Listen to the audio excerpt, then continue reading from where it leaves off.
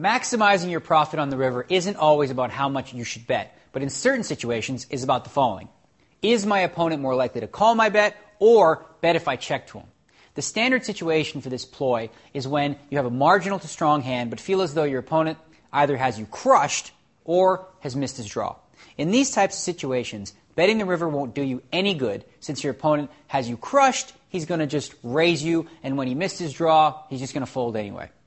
Let's take a look at an example where checking a strong hand might earn you extra value, where a bet would be less effective. Okay, so you're playing in a $10, $20 blind, no-limit cash game, and decide to limp in from the small blind with ace-3 of hearts. The big blind makes it 60 to go, and you call. The flop comes ace, 10, 4, and you check. Your opponent, he makes a continuation bet, as expected, and he bets $80. You decide to just call. The turn card, the 4 of clubs. Both you and your opponent check. The river comes the 8 of diamonds. Now, this is a close call as to whether you should bet or check the river with your aces. Your ultimate decision should depend on your read of your opponent. If your opponent is one that doesn't really bluff and you don't think he would value bet a hand like jacks, queens, or kings, then you should probably bet about 120 and hope to get a call. However, most players don't fit that category and would not only value bet a hand like queens, they may also decide to try and bluff the river by betting with a hand like queen-jack, a missed straight. Against a player like this, checking will often be the more profitable play, as your opponent won't call your bet, but he may see your check as a sign of weakness and decide to take one more stab at the pot. Now, eventually, your opponents are going to pick up on the fact that you'll often check marginal to strong hands in the river, looking to induce a bluff. But that's also something that you should be able to exploit in another way. If your opponents are on to your tendency to check some good hands on the river, they will now think twice about making thin value bets against you, which could earn you some free showdowns in situations where you're actually going to pay off a bet. For example, you're again in a $10, $20 no-limit hold'em cash game, and this time a player raises $60 for middle position. You defend your blind with ace-4 spades. The flop, queen, 10, 4, giving you bottom pair and a backdoor flush draw. Okay, so you check to call the flop bet of $80. The turn, the 10 of diamonds, and both you and your opponent check. The river, a meaningless 3. Okay, this is a situation where there is little to no value in making a bet yourself.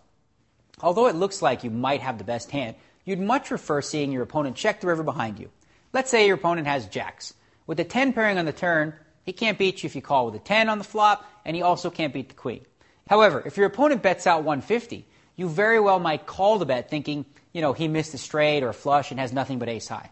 If your opponent is perceptive, though, and has caught on to the fact that you've been checking some hands on the river that you could have bet yourself, he may decide not to value bet the river since he may feel there's very little he could beat if you did call.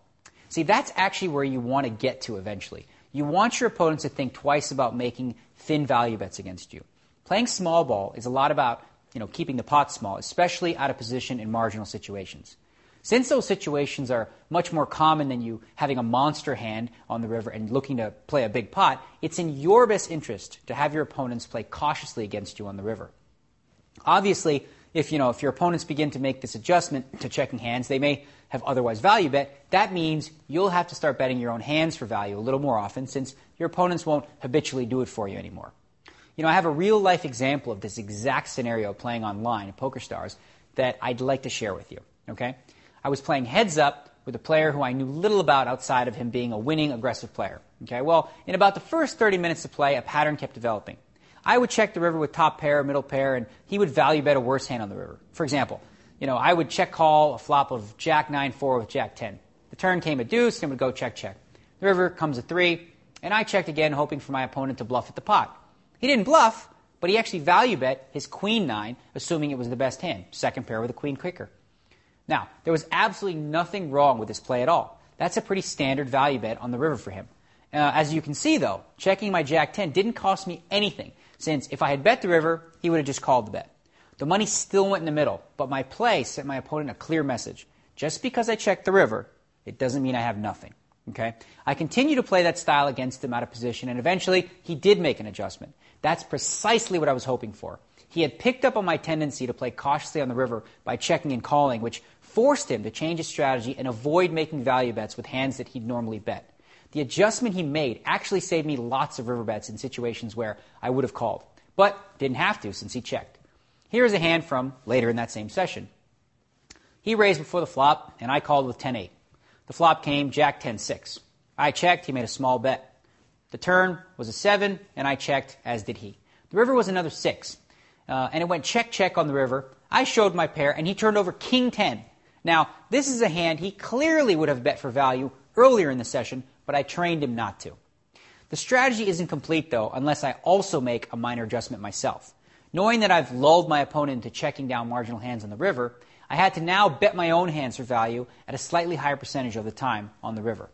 It's like a cat and mouse game that's played on a regular basis, more specifically when playing heads up. In sticking with the small ball concept, though, you always want to try and tame your opponent into keeping the pot smaller, especially when you're out of position. That generally means that you'll be playing a little cautious or weak when out of position, and that's really okay. Remember, your goal out of position is to minimize loss, while in position, your goal is to maximize profit.